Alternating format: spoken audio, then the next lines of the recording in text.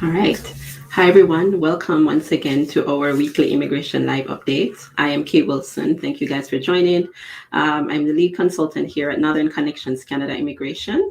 And this is going to be the last live that we do for this year. Um, it was great sharing with you guys all year and keeping you up to date and helping you on your journey to Canada. We've had a lot of people who have settled. We just this past week, we had to help a couple of clients who came in, so they came in just in time for Christmas. And my hope is that we'll be able to help a lot more of you come to Canada and live, work, study, whatever it is that you desire to do here. All right. So I am going to quickly go through some of what happened this past week, so recently in the realm of Canadian immigration. So I'm going to start off with the express entry draw. As some of you may know, we had a recent express entry draw. This happened on December 22nd, so this was yesterday.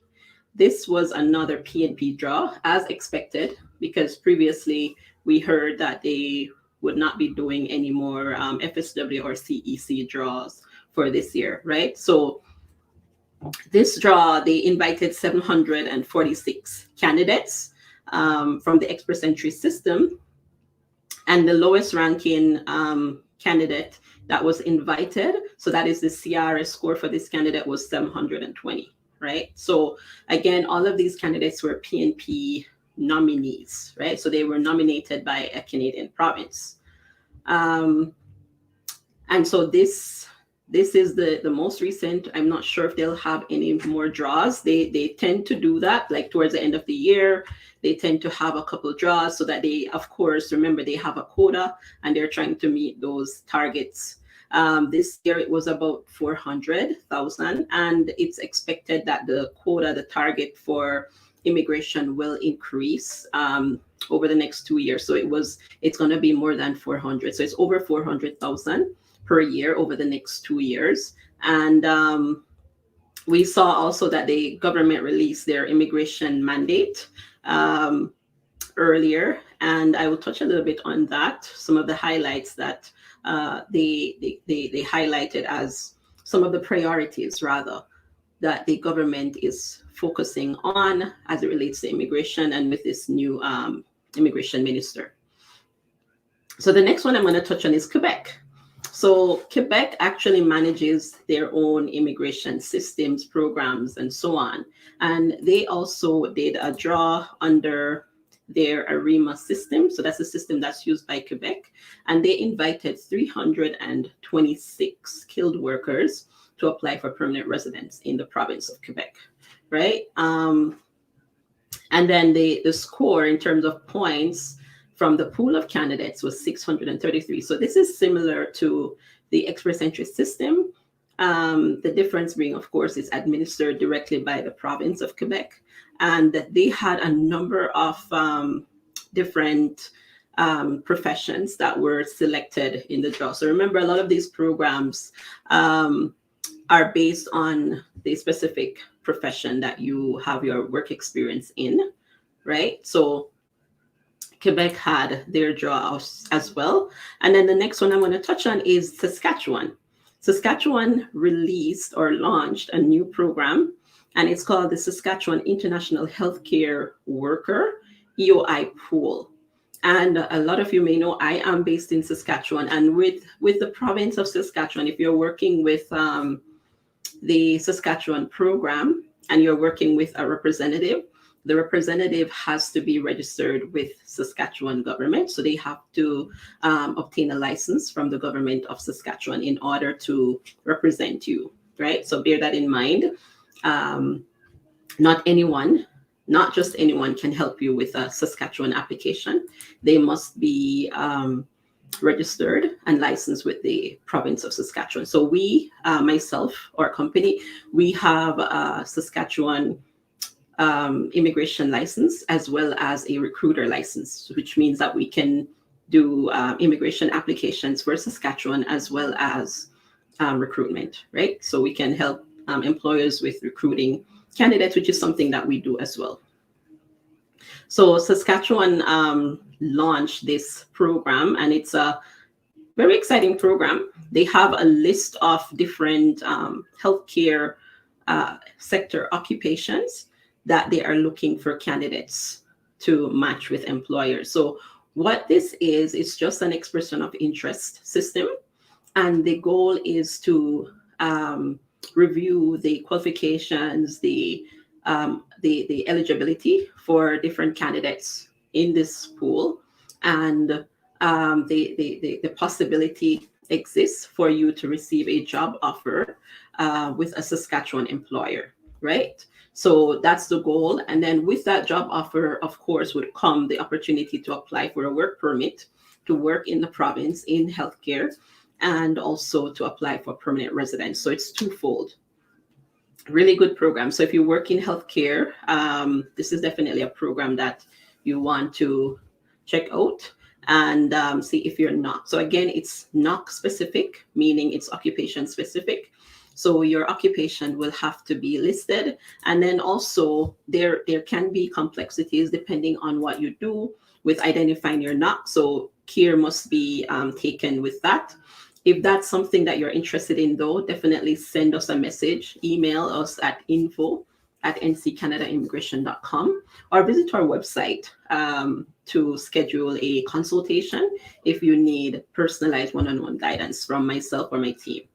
All right, so that's for Saskatchewan, really exciting program. And they also launched a hard to fill pilot as well.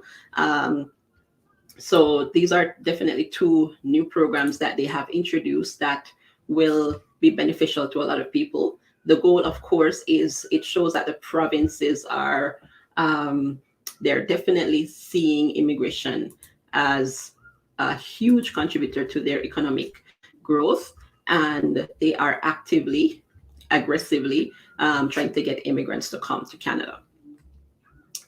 With all programs, there are eligibility requirements that you have to bear in mind and to meet. So again, there is a lot of possibilities. You just need to know which programs to apply for and how to go about doing that, right? So again, reach out to us for assistance and guidance with that.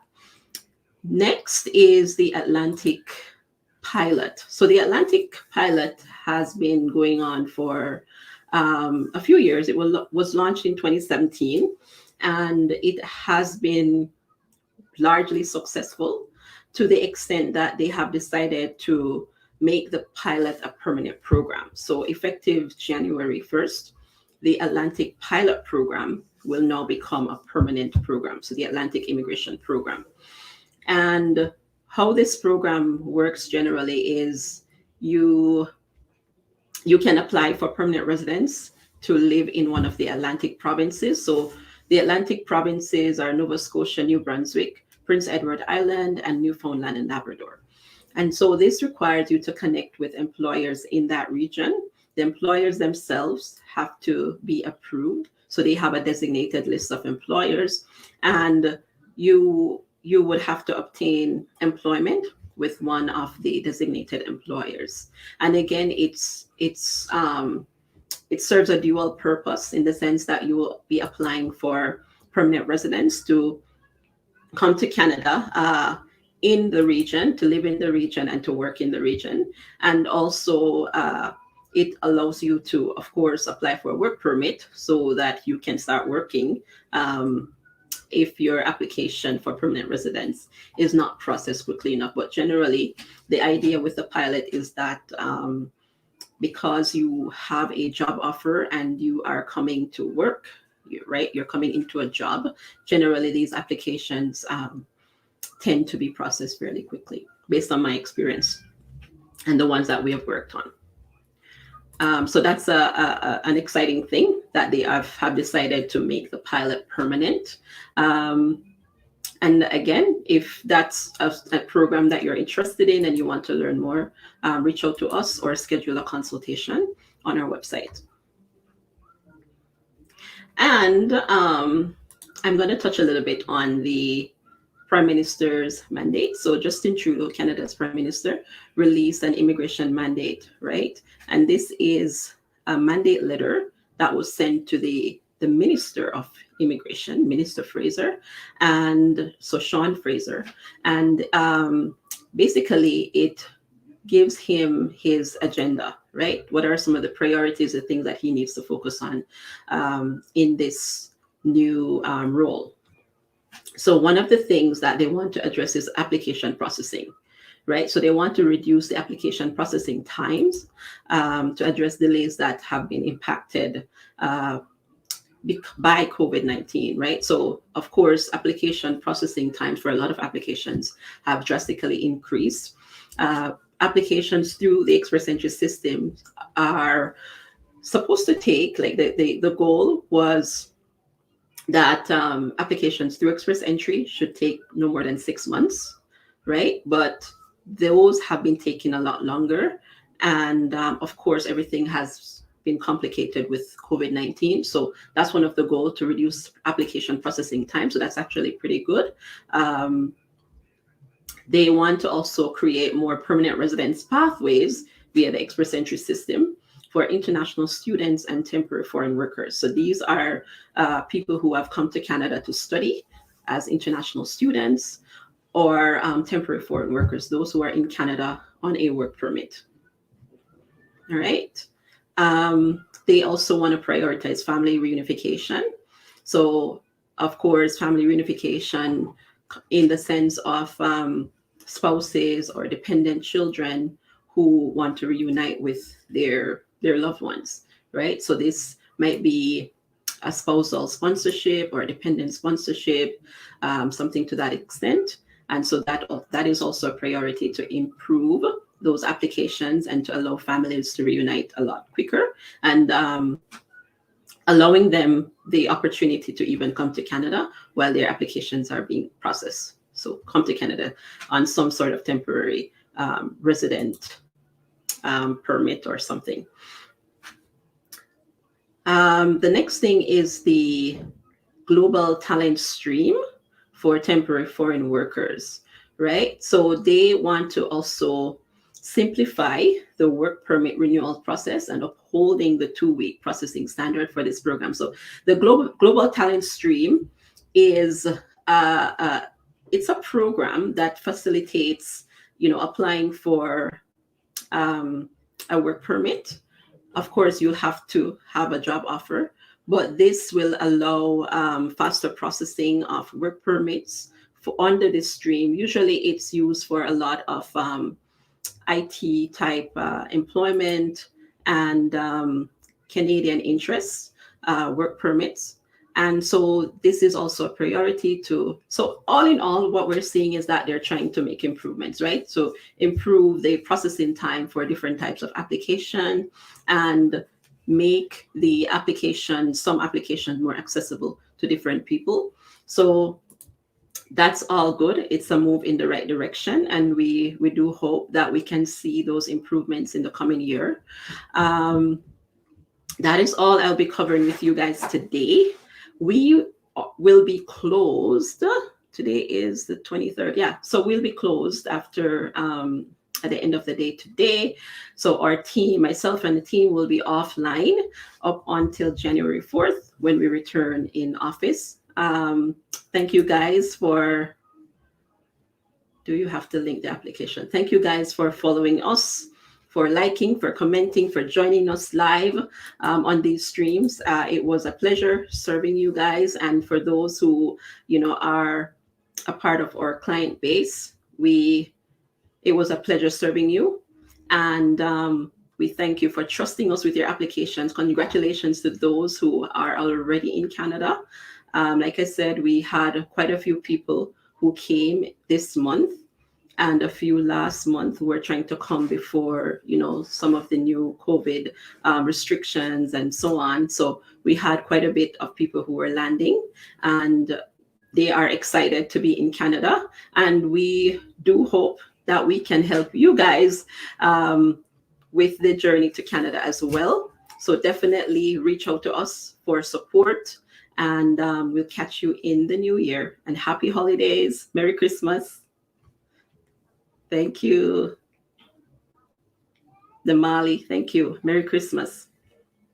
All right, so I'll catch you guys next year, God's willing, and have a good one. I wish for you a blessed and productive new year, and have a Merry Christmas. Take some time to rest, relax, and enjoy some time with family if you can. And we'll see you then. Thank you.